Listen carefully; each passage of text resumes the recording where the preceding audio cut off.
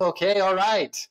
Welcome back, everybody, to another session of Growth Talk. We have a very cool guest with us tonight. His name is Brady Bagley, and he started a YouTube channel called City Geek. So if anybody's interested in learning the secrets of starting a YouTube channel, this is the session to tune into because, Brady, when I was looking, you're closing in on 30,000 subscribers.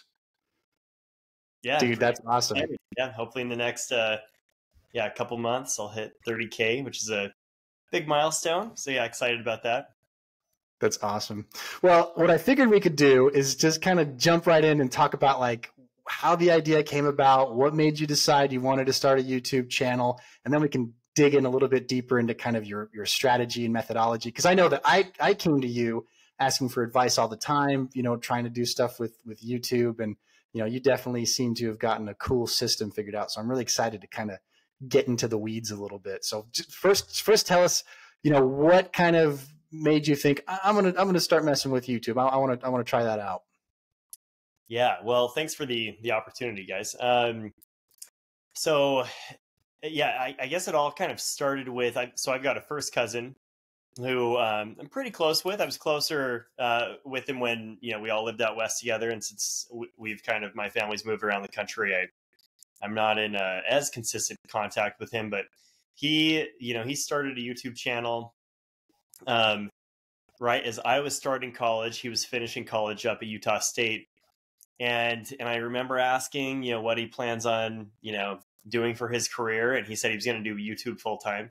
And at the time, he had like 3,000 subscribers, and so I'm like, all right, good luck, dude. Good luck.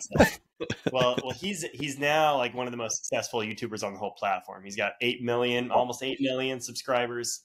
He's in the niche that probably pays out the most. He's a celebrity. He's Elon Musk is tweeting him. No way, really? He's so huge, so successful, and I saw it all happen. Like I saw, and I'm under no delusion that City Geek is on its way to 8 million subscribers. But he was always really encouraging, even when he was much smaller. Of like, dude, just start your own channel, and so when I was in college, I started like an adventure, like cliff jumping type channel. I didn't really know like my niche, but I was living in Jackson Hole, and so anyway, the idea has been bouncing around my mind for a very long time, and I just kind of figured I was too late. I didn't have a niche, although yeah, he's always been really encouraging.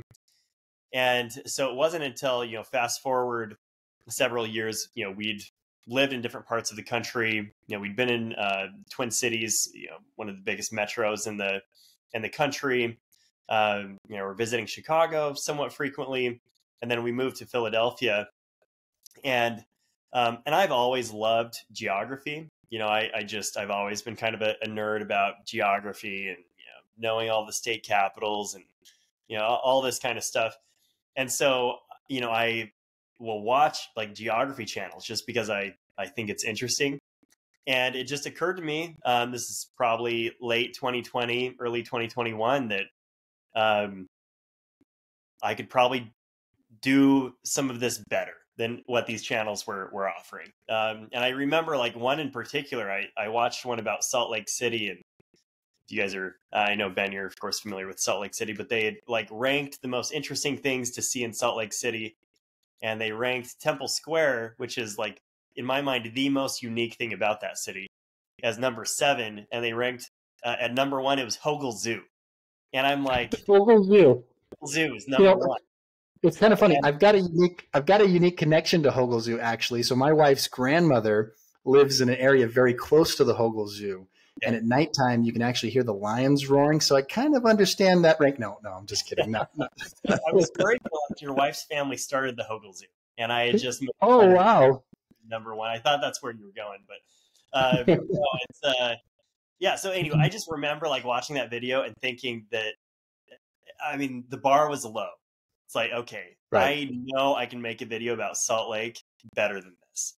And I think that more people will, it's just going to offer more value than that. There was very little thought put into that video. And this was a channel that was, You know, I don't know, maybe they had like 40,000 subscribers at the time. They weren't a small channel, and it was clear that the quality just wasn't great.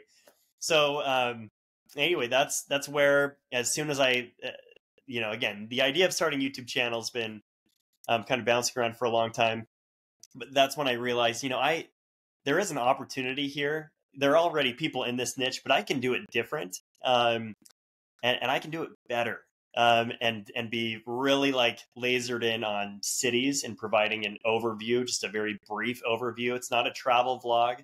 And that's one of the things most people, when they hear about my channel, they think I'm like walking on the streets of the city, like vlogging. I mean, it's telling them where to eat. You know, that's not it. Like this is much more of a, you know, kind of educational content than it is travel content. And I think that there's a market for that, and there are enough people that are interested in that kind of stuff. And you know, I had some experience editing videos and stuff, and so yeah, I just kind of figured, you know, may as well try it, and I've learned a lot through the process. But you know, it's been a lot of fun. It's, you know, it's a fun little creative outlet for me. That's interesting, because it is a super niche topic that you've chosen, and I think that's smart as part of your strategy of identifying like I think that's smart to even begin with. Like, you didn't just go and start a YouTube channel. Fortunately, it aligned with your interests, but you recognized there could be a channel here with higher tier content, which I think is super smart. I think, you know, some people, including myself, will just jump in there without doing much research or thought into it. Keith, you've been go ahead. On that note, actually, I'm curious. The first videos that you launched, did you ever delete any of them? And if you didn't, is that first video that you ever launched still available on your channel today? And do you feel that it's of the same level that the most recent videos are? Yeah, that's a really good question. So my first video was Philadelphia, and I was living out in Philly at the time. My second video, I mean, I posted them within days of each other. You know, my strategy kind of coming out was like, I'm gonna finish 3 videos and then post them, you know, like a few days apart, just to like have something. I don't know if that did anything for my channel. It was a slow start in terms of the growth to begin with. But no, I took that down for more of a strategic reason. And that's that with some of these videos, when they're dead, when they're not ranked on search and they're just completely dead, and I'm getting, I don't know, 20 views a day from them, I actually will silently take them down.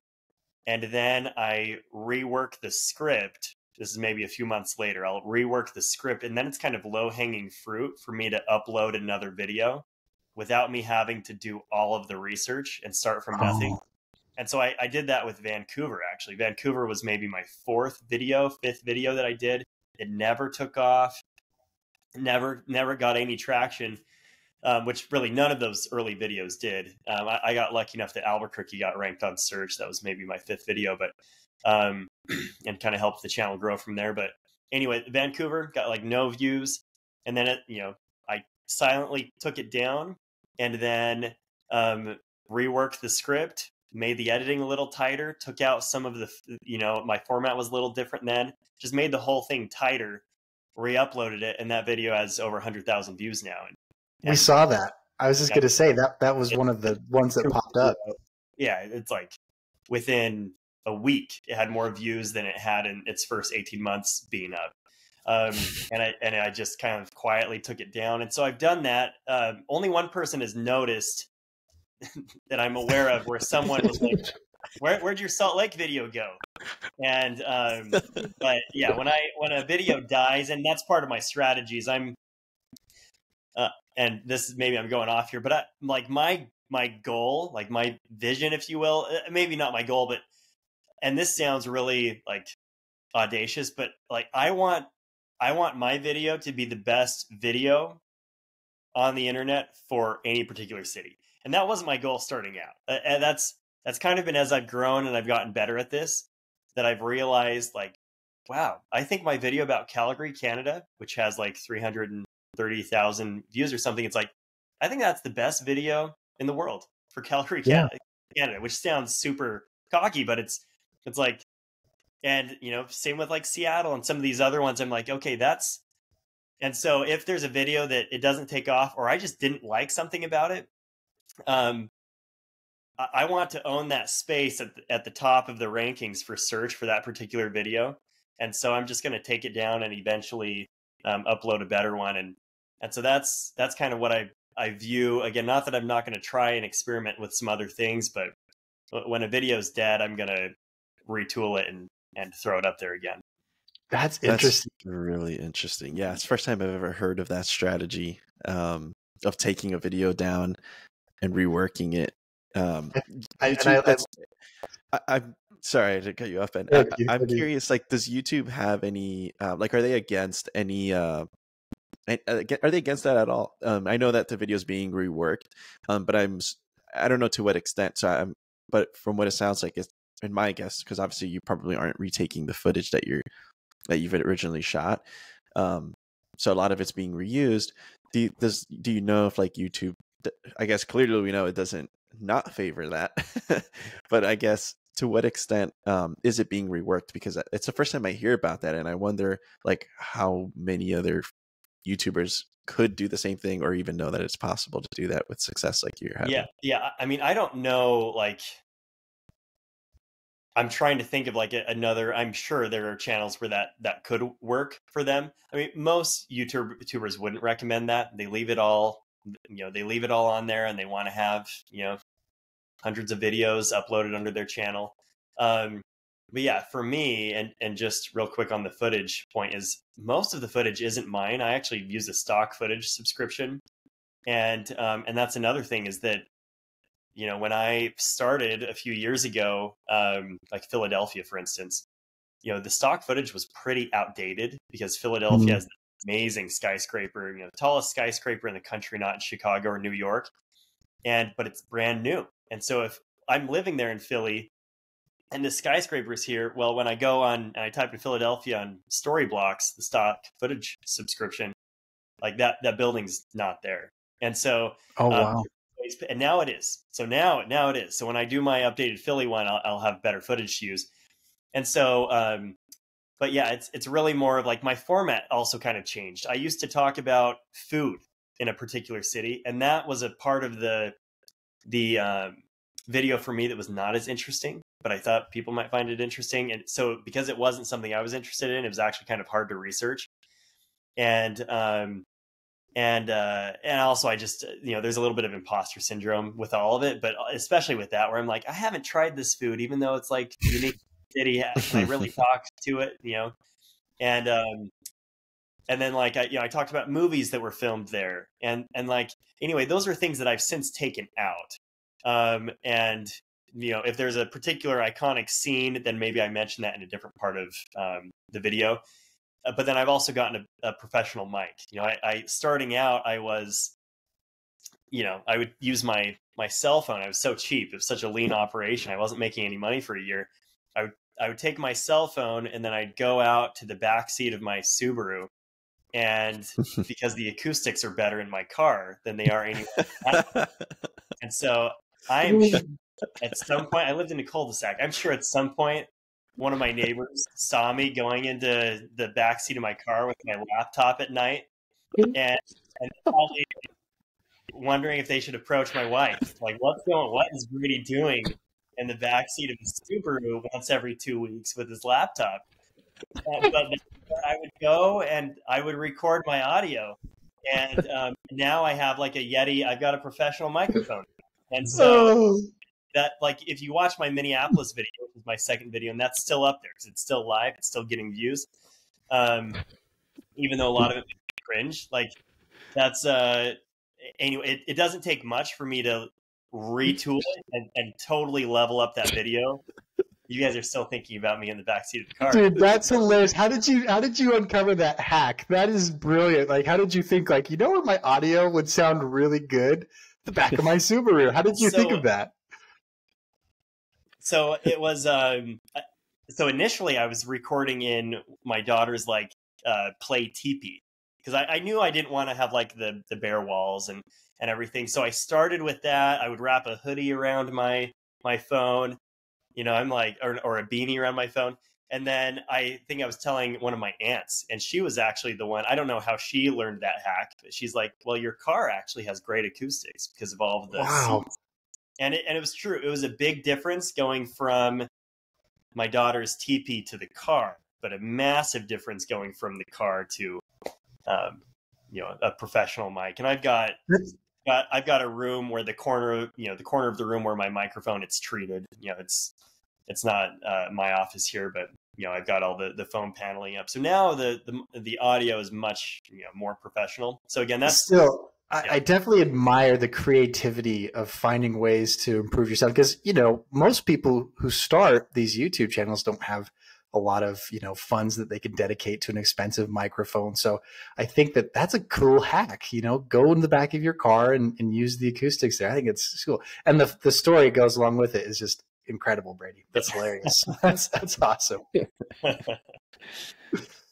So I also wanted to go back to, you've already kind of started to share some tidbits, but about your strategy. So how did you go about, writing the script, choosing the keywords, obviously are an important part of it. You talk about how you want your video to be ranked by search. Where did you go and do your homework? How did you learn that process? I mean, I really have not changed my format a whole lot. I mean, there were a few. So like my Philadelphia video, I think I had like a museum section. And so I was doing all these things. And then by the time I did my Minneapolis video, I realized, it's probably better just to hit on like why the city's here, like my history section, how the city got here, which I think is interesting. But I don't want to like get in the weeds there. I don't want to lose people. This is supposed to be just a brief overview. And then, a little bit about, the size of the city population, the skyline, which was kind of my initial thing I was really excited about. Like I've just always like I had, when we went to New York City when I was probably like 12 years old, my mom got me, it was like trading cards, but of like skyscrapers. Like and I loved it. Like I studied them. I've just always loved that kind of stuff. I love, I go to New York City and the thing I want to do the most is go to an observation deck. I don't know. I love it. I don't know what it is. Maybe it's because I'm from rural Idaho and we didn't have skyscrapers, but I just love that. And, and then eventually I learned, the thing that people are most interested in. And I did a poll once, where, and this is really early on, it would probably be a good idea for me to do it again, where I said, what part of the video are you most interested in? The history, population, skyline, or unique aspects about the city. And it was a landslide, the unique aspects. So it kind of made sense to me. I tease some of those things at the very beginning by showing them. I don't really talk about it, but I show them at the very beginning of the video.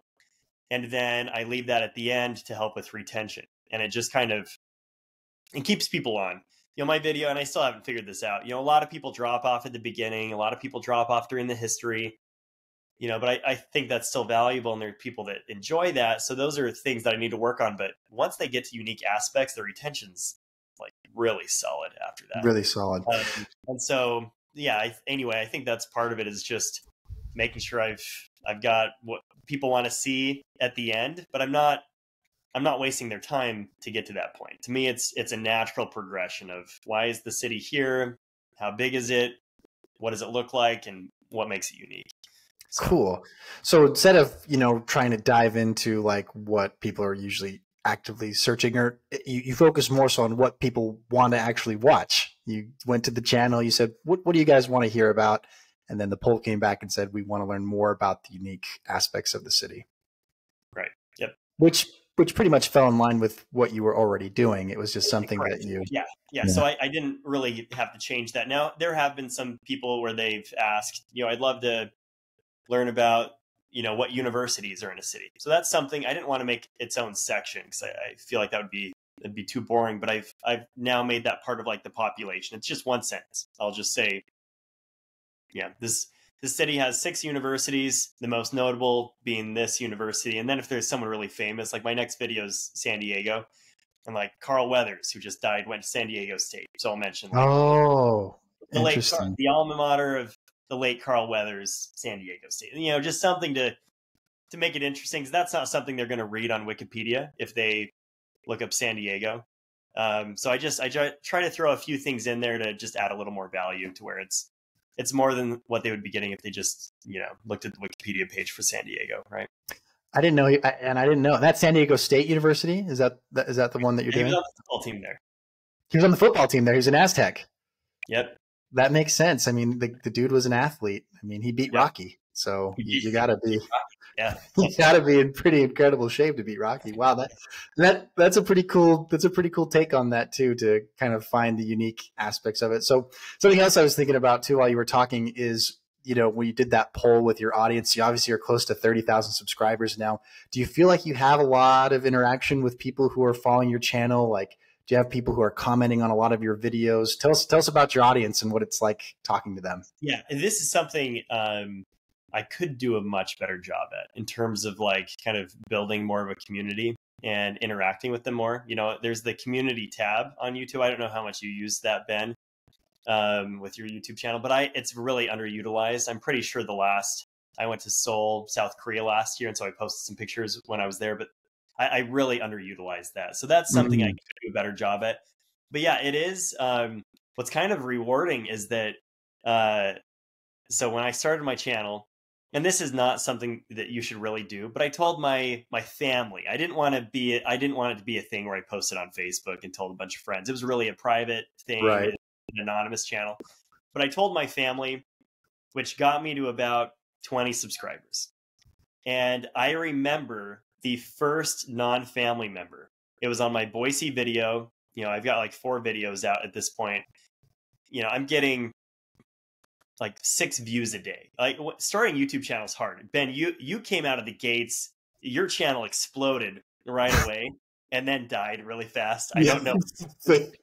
Your channel scares me to this day. How your channel was like on fire and then it just the views just evaporated. Right. But I think for most channels, it's a grind. It's super slow. It took me a year to make a penny, and most people just, I don't think they're not as dedicated to it. Like when I started, I was like, for whatever reason, I was really committed to the idea of like, I'm gonna grind and I'm gonna make this successful. And again, I don't know what it was, but I was just really determined to make sure I didn't fail with it. That's great. I think, it took a year, but anyway, early on, it's really slow. I'm checking my analytics and I'm getting like 6 views a day. And I remember getting a comment from this guy. His name's like Blue Wolf XX or something. And I remember him commenting, and his picture is him wearing like a horse head mask. And anyway, he commented saying, only 20 subscribers for this quality content. I'll subscribe. And he's commented on every single one of my videos since. And so he's one of the loyal ones. He's kind of like, he commented on the Jacksonville video, which was like 2 weeks ago. It's like, he's stuck around. He was the first. Like, I need to like private message him and like send him a t-shirt or something. It's like, this guy was the first non-family member I'm aware of that found my channel. And my favorite though is I think he's a high school teacher. He's a teacher. You mentioned that at some point, but he comments a very long, very thoughtful comment on every single one of my videos. And recently I got really busy and I didn't post for several weeks. And he actually commented on my Toronto video again saying, "Hey, I think a lot of us are wondering if you're okay. And, we just hope you'll get back at it. You've got great content." And so he's probably my favorite, commenter, because I have no clue who he is. I know he lives in Houston, but he gives like really thoughtful comments, and they're generally really, complimentary, which, it's just always nice to hear. So. That's great. That's awesome. I think those types of comments can definitely be encouraging and get the ball rolling for sure too. Another thought that I had, do you get people that are sticklers? Like, do you share a fact or you share an opinion about a city and they're like, well, technically that's not correct. Like, what tell us about those kind of interactions? Oh yeah. I mean, the things that so I get a lot of comments about the fact that I don't talk about the crime in a city. So those are like the most consistent negative comments I get, because it's like, don't believe this tourist video, the city's a hellhole or whatever. Like, and to me, like, I'm not trying to downplay any of that. Like cities have got problems for sure. It's just not what I'm interested in when starting this channel. And so I think some people want my channel to be something else. And for me, I'm like, I'm going to talk about the things I'm interested in. And me personally, having, I lived in Philly. We went to downtown Philly a lot. Philly's got lots of issues, but for the most part, like, it's fine. Like, if you go to the, the Rocky Steps and all the way down to the City Hall, the Independence Hall, like, it's fine. And so again, not that there aren't issues, but it's also not like a war zone, like some people paint it as. So anyway, those are the most negative ones, but I do definitely get lots of, you pronounce this wrong, which, like, I try so hard. I try so hard. And I've had some embarrassing ones for sure, where I'm like, oh shoot, now they know I haven't actually been to the cities. That was definitely way off. But I try hard with every, I actually recorded my San Diego one this morning, and it's like, I'm looking up all of these Spanish words, their pronunciation, just to make sure it's as close as it can be. Right. And so that's one, like, pronouncing things incorrectly. And then, sometimes I get facts wrong, and I try really hard, not to, I try to double check things, but I had one with my Toronto video where I had mentioned, I had lumped University of Pennsylvania in as a state school. Well, University of Pennsylvania is an Ivy League school. It's private. Oh. I should have known that. But in my head, as I'm quickly going through this, it's like, University of Pennsylvania, it's clearly the state's, it's a state school. You got Penn State. Named after Pennsylvania, yeah. University of Pennsylvania is really, a prestigious school. But anyway, so someone... Is that Wharton? Is that Wharton, the business school there? I thought. Maybe not. Yeah, maybe I'm crazy. Wharton. Yeah, so anyway, like, that was one where someone called me out on that within a few hours.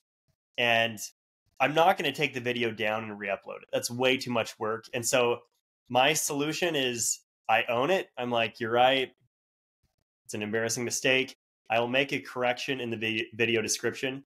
And then if I remember to, which generally I do, I know sometimes I forgot, and next time I'm in front of my computer, I'll pull up that video, go to the description, and then I'll have a correction section. It just makes me feel a little bit better about, I'm not trying to provide bad information.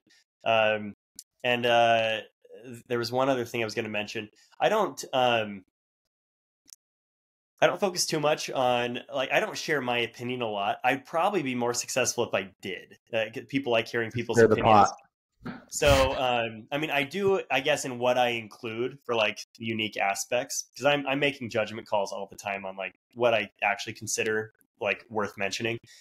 But, like, I did a Skyline rankings video, and I ranked, and you guys both live in New York City, so you're not going to like this, but I actually, in my opinion, I love New York. It's, like, the most impressive skyline, but to me, the most beautiful skyline in the country is Chicago. And so I mentioned that, and I'm like, this isn't meant to be a hot take.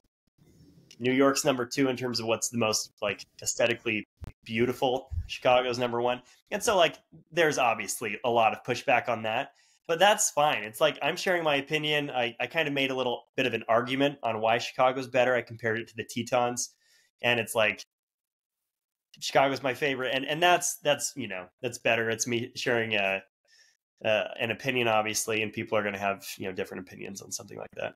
That's good though, right? You want the engagement. You want people kind of bickering and arguing in the comments, because that can help, promote the video, right? Isn't that how that works? No. Yeah. I mean, I think engagement does help. Yeah, it's been like, I don't know, in my own experience, it's been interesting, like, to try to figure out what correlates with a video. Because for me, my strategy is, I want to rank on search. That makes it my videos are very long. They've got a long tail to them. I'm getting views if you look at like my views, and this is where it's probably a lot different than your channel when you were still doing your channel, Ben, is I would imagine your videos like exploded because the algorithm pushed them out, and then they really probably flattened out. Whereas most of my videos, it's just like, it's totally linear, where I'm getting, 250 views a day on this video, but I'm going to be getting 250 views a day on this video 20 months from now too. Right. And so yeah. it just yeah. resilient. And so it's just kind of building on itself. But sometimes I get lucky and it does get picked up by the algorithm. And that's like exhilarating when that happens, because instead of it taking a year for me to get to 80,000 views, that'll happen in 2 weeks. So that doesn't happen very often with my videos. I'd like to, figure out how to make that happen more consistently. But yeah, occasionally that does. And maybe it's, I've had enough people like my like to view ratio is better on those. It's been hard for me to really put my finger on it, which is part of the frustrating thing about YouTube, because my videos are all like, it's such a similar format, but sometimes it works and sometimes it doesn't. Sometimes it doesn't even show up in search. And I'm like in my head, my video is better than what's available when you search that city, but I don't know, it doesn't always make sense, and it's a little bit of a numbers game. Interesting. Totally. I think a lot of that has to do with, like, again, just what YouTube's recommending. And I think historically, like, what's driving higher click-through rates and all that kind of stuff. Right. A question I had is, like, have you ever thought about long-term, let's say that your channel is, a lot, like, just exponentially more traffic, you're generating way more views than you initially started out with on a very consistent basis.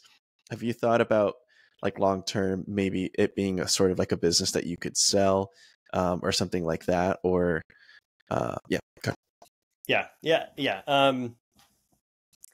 I mean, I've not thought, to me, that's still a ways out, but it is. I mean, again, Ben, I know you did this, so I keep talking to you with some of these answers, but it's a lot of work, like doing all of the research and stuff. I mean, it's brutal, and I know I could do more, but it would like take over my life. Every evening I'd be working on it, and I don't like, this is a side hustle. It's a creative outlet. And so I know I could be pushing videos out more consistently. But yeah, with that being said, so I don't want to do this forever. But my goal is, I'd love to, and it's totally a vanity number thing, and I do want to turn it into more of a business, but I'd love to hit 100,000 subscribers. Like, I'm pretty determined to do that. And so, but I've thought, yeah, if I hit that goal, again, my life's going to get busier. My daughters are going to get older.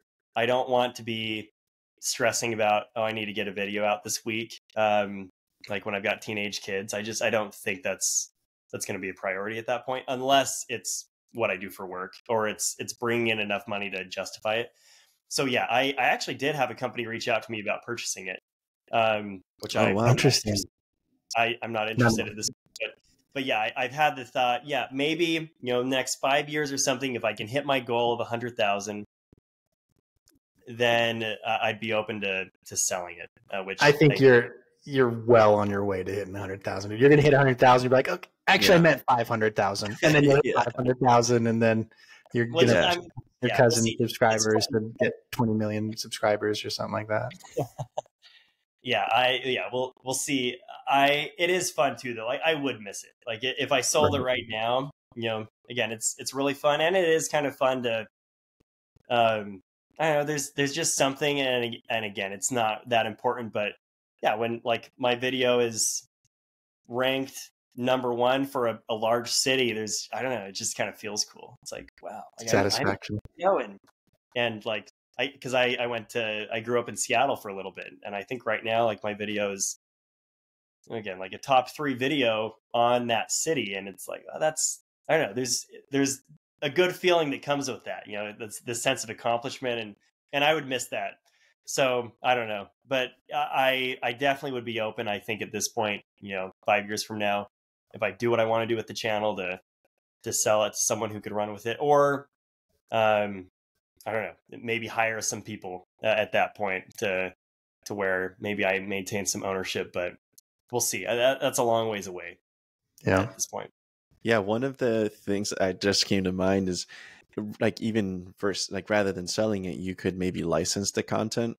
I know obviously right now it's on YouTube, so it's free, so there's not a whole lot of incentive for that. But maybe if like you had some kind of just as an example, like a paywall, like let's say a Patreon where you hosted some of the city videos, and then maybe even for someplace like a school or a county district or something like that, maybe they could license like the full package and show it in classrooms and things like that. That would be pretty cool. That'd be really cool. Yeah, that's an interesting idea. That's a great idea. That's a really interesting idea. Brady, you also touched on something else that I'm excited to hear about your process. I want to hear how the sausage gets made, because editing a YouTube video has got to be like top 5 most painful things that anybody has to endure to get into the YouTube stuff. But yours, I love your formula for it. It's very well edited. Obviously, you have to choose the stock footage for it. You got to line up your voiceover with the content, and I think some of yours you use some music too, kind of in the background. So take us through how the sausage is made. Like, is that a super painful process for you, or is that something that you enjoy doing? Because I got to say, there's nothing more when we were messing around with YouTube, editing is just like painful, man. It's just like I just sit there and be like, this is not going to get done. I can't do it. I won't. So talk us through how you edit your videos. Yeah. So interestingly enough, to me, the editing is easy. Like you're one of those guys. Easy. It's easier than I'm not saying like, oh, I'm a good editor. It's easy. It's that compared to the researching and the writing the essay for it, like that's what I dread, is the beginning of the process. And that's where, the researching and the writing, this 1,000-word to 1,400-word essay, like I can't have anything else going on, and I have to devote a lot of time for that. Whereas the editing, which is kind of like where I'm at right now, I can like be on the couch and my wife can be watching a show, and I can do that really pretty well, just like sitting there. It's like I'm using a different part of my brain. It's much more passive and easy than actually the front end, like the writing the essay and tweaking things. And maybe I'm a little, again, because I've been called out enough for sharing an incorrect fact, like I'm pretty anal. Like I'm reading through this so many times. Ridiculous. I probably could spend a little less time on that, but so that part's brutal. I hate recording the audio. So I got that out of the way this morning, because it's like a performance.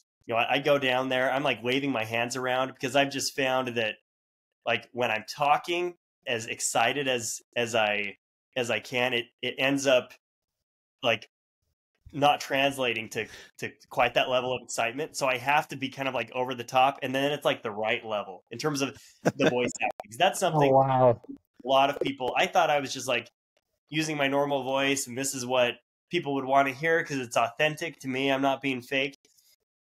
And a lot of the feedback was, you're so monotone. It doesn't sound like you're actually interested. I'm going to ask your wife to get some behind the scenes footage of you doing this downstairs, the arms waving and stuff. Oh, I'm totally waving my arms, and so I actually hate that process though. It just, dude, imagine him in the cul-de-sac. My video. What? In the cul-de-sac in the back of the Subaru. Oh yeah, exactly. Yeah, in the car. Yep. What's he doing? What's Brady doing? Yeah. So I hate that process. Like today, my videos are usually 6 to 8 minutes long. It probably took me 40 minutes to record the audio, because I'll go through it, and then I'm like, oh, shoot, I kind of tripped up. At this point, I'm going to do that whole paragraph again. I'm just, it ends up taking way longer than my wife almost every time is like yelling from upstairs after 20 minutes. Is everything okay down there? Because it doesn't seem like it should take that long for a 6-minute video, but I hate it. So anyway, like that's for me, it's really not, I like learning about the city and stuff, but it's when I know I have to write this essay and I'm trying to pick what I include and what I don't. And that's a lot less fun by the time, like now, when I'm done with this, I will probably go to the couch and start editing the audio, clipping that. And that's, I don't know, it's just like much more passive, and it goes much quicker to where it kind of feels like I'm on the final stretch. Like, the hardest part is over. I'm running the 400, and by the time I get to the editing, I'm on the last 100 meters. That's what it feels like. Maybe in terms of the time, it's not necessarily 1/4 of the total time, but it feels easier. It feels like I'm near the end. Wow. Yeah, I gotta say that's inspiring to me, because editing was always just super hard. In fact, when Keith and I were like, "Oh, let's do this thing. Let's put this content together," I'm like, "Yeah, I'll do it. I'm not going to edit a single second of it, but yeah, we can do it. That's totally fine." I have like scarred Brady. You talk about why that, some of the channels and stuff that we worked on is just because I can't bring myself to open up that program or start searching for images. It is just painful. Searching for the images. That's where. So again, when I say the editing, the history section is pretty brutal, because that's where I have to search for images, which was your whole channel, right? Your whole channel was searching for images and trying to find images that were good to use so you wouldn't get in trouble.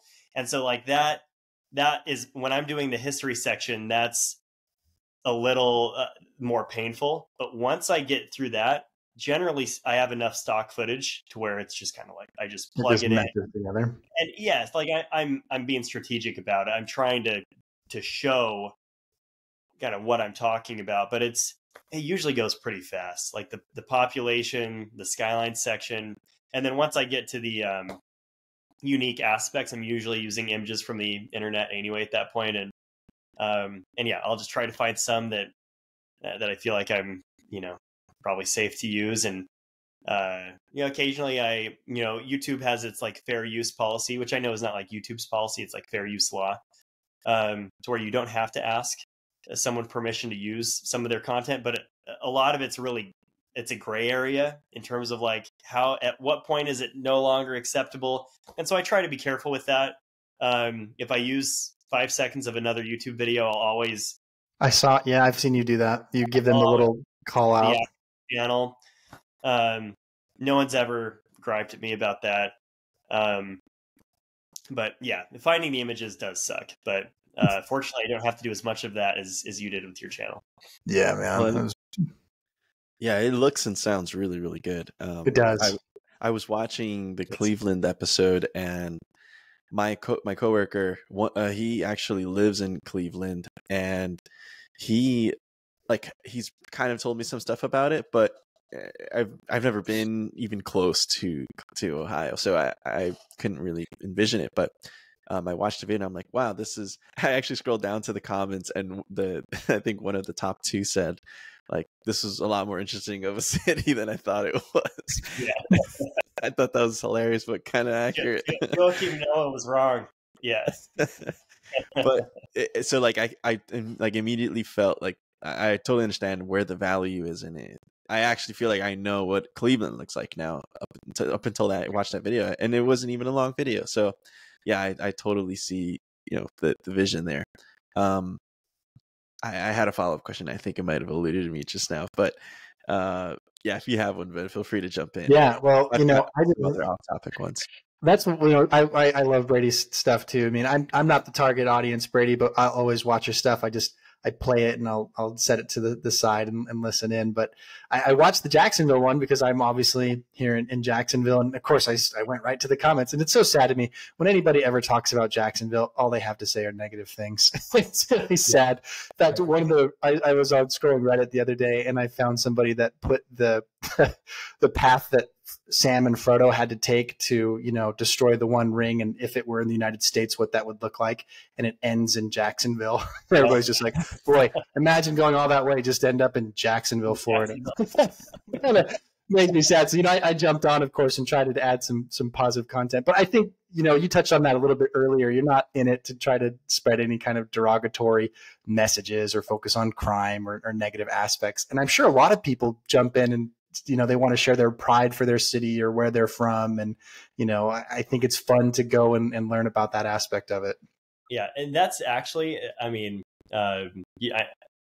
just to kind of jump in on that, that's one of the challenges I have with the channel is that I want to be objective, but I don't want to demean every mid-sized city that I do, because the times where the algorithm has picked up my video, what I've noticed is that for whatever reason, it's showing it to people in that city. And so Pittsburgh, it's all these people in Pittsburgh that are commenting on my video, and I know they're locals because of what they're saying. And I'm like, wow, it's YouTube figured out, hey, show this to people here in Pittsburgh. Same thing happened in Seattle, Calgary. I can tell it's mostly people there that it's showing. And so I don't want to do Wichita, Kansas, and just talk about how lame Wichita, Kansas is. Because no one from Wichita is going to want to watch that. But I also don't want to pretend that all cities are the same and that all city skylines are beautiful. And so it's a little bit of a balancing act for me. Because Jacksonville's one where, I'm trying to focus on the positive stuff. But I know that Jacksonville's not an elite city. Right. And so if I try to make it like it's this incredible city, then people are going to, hate me in the comments. Yeah, right. Who would want to live in Jacksonville? It's you've never been to Jacksonville. And so anyway, it's a little bit of a balancing act where I want to be positive, generally speaking anyway, but I can't be positive about every city in the same way, because then it's it doesn't mean anything. Whatever I'm saying doesn't mean anything. I have to share my opinion. So anyway, that's something that makes sense. It's got to carry some weight. Yeah. How much? I don't only do the most interesting cities. I enjoy doing Lincoln, Nebraska, and Wichita, and Des Moines, Iowa. I like that. And that's part of why I started this channel, is to kind of shed some light on some of those cities that don't get as much love. But there's no question they're not as interesting as Chicago. Or it's true. Yeah. Okay. All right. I get it, Brady. I get it. How much have you used ChatGPT for and AI? And that's a good question. Now you've got Sora coming through the woodworks. How much do you anticipate leveraging AI in general for the channel? That's a great question. So I should revisit it. So I tried using ChatGPT kind of when it, maybe a year ago, when it was kind of coming onto the scene and was more popular. Excuse me. I tried using it for my Baton Rouge video, and I remember trying to get it to write the history section of my channel, and I continue to try to ask it questions to get that condensed down, because that's usually part of the video in terms of the essay, that I don't enjoy researching as much as the others. But I ended up finding myself, and again, I know there's a better way for me to utilize AI, but there was something in that when I went to Britannica, which to me, I view Britannica as a really great source, where they were conflicting. And I'm shoot, I can't just totally outsource this whole process to ChatGPT, because I don't want to be wrong on something. And so then I ended up having to fact check everything.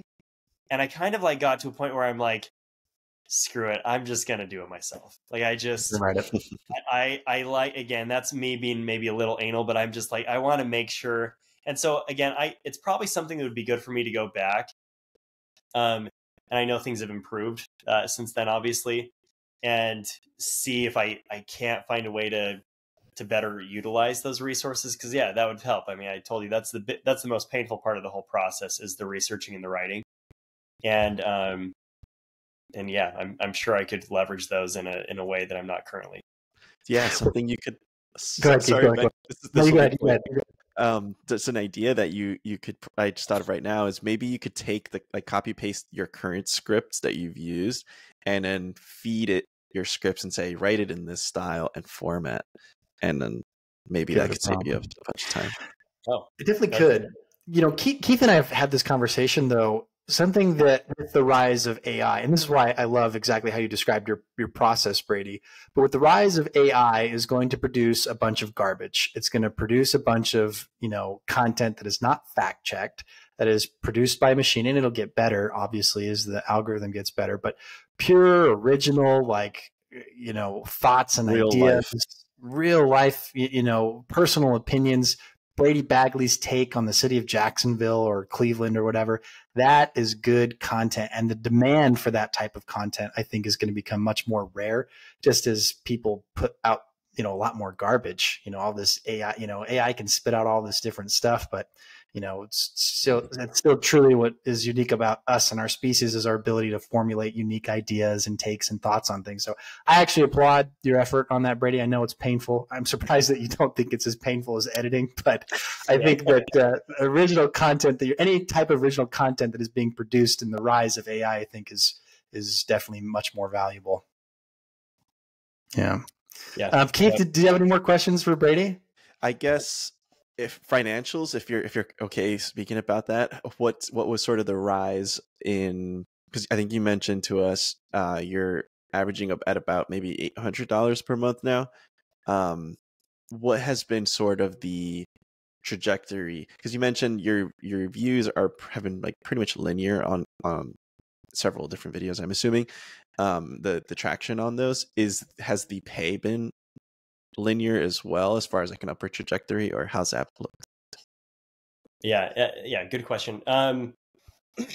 So yeah, I mean, like I had mentioned, it took me a year to make any money at all, and then I think my first month I made $90 the first month of passing the monetization threshold. Did that feel amazing? Like, was that just the best feeling in the world? Like, oh my gosh! Like, yeah, it was awesome. And fortunately, I had no idea. Like going, the whole time. This is a year that I've invested into building this, and I really didn't know what my like CPM, like what they were going to pay per 1,000 views, because you can go on YouTube and and you've got, like, I remember seeing this saxophone player who has a channel where he does covers, and he's like, I got 50,000 views and I made $2. And so, like, I'm like scared that I'm going to get to the end of this and I'm going to be paid pennies, because I just didn't really know enough. Like, I knew that I wasn't going to be making as much as the finance channels or tech channels, but it's actually pretty good. I think that my demographic, it's primarily males between like 25 and 45, which I think they view as a demographic that has desirable money, and they'll spend money. So it's ended up being better than I was expecting in terms of what they pay out per 1,000 views. But yeah, so the money has not been completely linear, and a lot of that's because my channel, like the last 6 months, I'd say I've just work's gotten busier, things have gotten busier, and I've not uploaded quite as regularly as I have in the past, which does like really hurt. I kind of feel like my channel recently, although my subscribers continues to tick up, in terms of my daily views, has been, it's kind of plateaued, which I'm trying to correct with some things. It's, I can see why that's happened. I've not been putting in as much time. But yeah, I mean, I've had some months where, again, the algorithm picks up a video and I make twice as much as I typically do. Fortunately, because of the nature of my content, I seem to have a floor of about $750. So like and again, that's a great floor. That's an awesome floor. Goodie, but yeah, I mean, again, because the vast majority of my videos are ranked on search and they're not relying on the algorithm, I'm able to have a floor where, yeah, I'm able to make you know, a decent amount of money for a side hustle, especially with the amount of That's time I'm great. putting You in. don't have to, and you don't have to, I mean, it's the work is done for it. You know what I mean? You've already put the labor, and the content now is just kind of, you know, you're reaping the fruits of your labor for sure, which I think is just so cool. I just thought it was awesome. What about sponsors? Have you thought about maybe like towards the end of a video, and you could get really creative with it because you're talking about an entire city. Like you could sponsor a restaurant could be a sponsor for that particular city. Have you thought about like if that's something that you might be doing in the future? Yeah, definitely. Because you know, like I'd mentioned my cousin earlier. You know, he's working with products that he has his hands on, and so he's ended up making a lot of money from Amazon affiliates, Hmm. links to, you know, because he's working with these different products and stuff. Which I really can't do that. Like I could maybe with like a book or like a Lego set about a city. Like I there's just like aren't a lot of like products I can think of to where I could have an Amazon affiliate link. But sponsors, yeah, that is something that is one of my goals for this year to start exploring a little bit more. Um, I tell you one thing that came to my mind as you're talking about this. You see it all the time. People will run ads for cities, like come visit us, like come visit Wichita, or Yeah. come visit us. Like you could maybe set up some kind of promotion with cities. We had somebody on earlier in another episode where the cities love it. They love the publicity. They love the eyes on it. That might be something to explore. Yeah, yeah, no, tourism. that's a good idea. Yeah, and so yeah, that's anyway to answer your question. Yeah, that's definitely something that I am interested in doing. I've heard from enough other creators that you want to be careful about it. You want to do it in a tasteful way. You don't want to Yeah, that's true. That's work true. so hard on like building these, you know, loyal followers. Again, not that they're going to be completely turned off by an ad, but um, again, my main focus is growth and some of these goals. And so, although I want to turn it more into a business, and I want to be making more money on the minutes that I'm spending working on it. Yeah, that's just something I want to be careful about. So I haven't That's figured out. smart. That's true, For sure. loyalty to your audience, which I know that they would appreciate. The blue XXO, the horseman, The your first horseman. subscriber, the horseman would be grateful for. Well, Brady, and your channel, you have some swag, right? You have some T-shirts and things that people can buy from your channel. Did I you set that up? do. Yeah. Yeah. So I do. And that's something else that I thought about trying to spend some time and making like because Adobe has like vectors of like all of these buildings in a particular city or Mm. landmark. And so actually like going through the one that I have on my channel right now, I don't have it labeled as Philadelphia, but it is Philadelphia. It's all of these buildings in Philadelphia. My brother-in-law who works at Adobe put it together. And unfortunately, he made a mistake, and there's this big building that doesn't belong there, which is part of Oh, why oh, part of why I haven't like labeled it as Philadelphia. But it's anyway, that's like the main swag I have right there. And there have been some people that have purchased it. I'm sure if I made a plug at the end of one of my videos saying a way you could support the channel is purchase this, I'm sure I could get more. I haven't really waded into that yet. I've just I'm gonna um, go get mine. I not like that I it. won't do that, but yeah. You what? I'm gonna go get mine after we hop off. Oh yeah. I want one. I'm a big city geek. Nice. Yeah. Well, I'm a geek of City Geek. you made those Legends of the West hats, man. I need to get a Legend of the West hat. You Oh made those man. hats just as your channel you know, died out. There could be some life to that yet, Brady. You've inspired me on this call tonight. So, anyways, thanks so much for coming on, Brady. We know you're busy and you've got content and kids and things. So, just thanks so much for jumping on. What's the best way? Is City Geek on all social channels, YouTube, Insta, or just YouTube? Just YouTube right now. Okay. Yeah. So, if anybody wants to go and check out City Geek, go check out on YouTube. Go buy the shirt and make sure to subscribe to Brady's content. This was a lot of fun, Brady. Thanks so much for coming on. Thank you so much, Yeah, Brady. absolutely. Thanks, guys. Yep.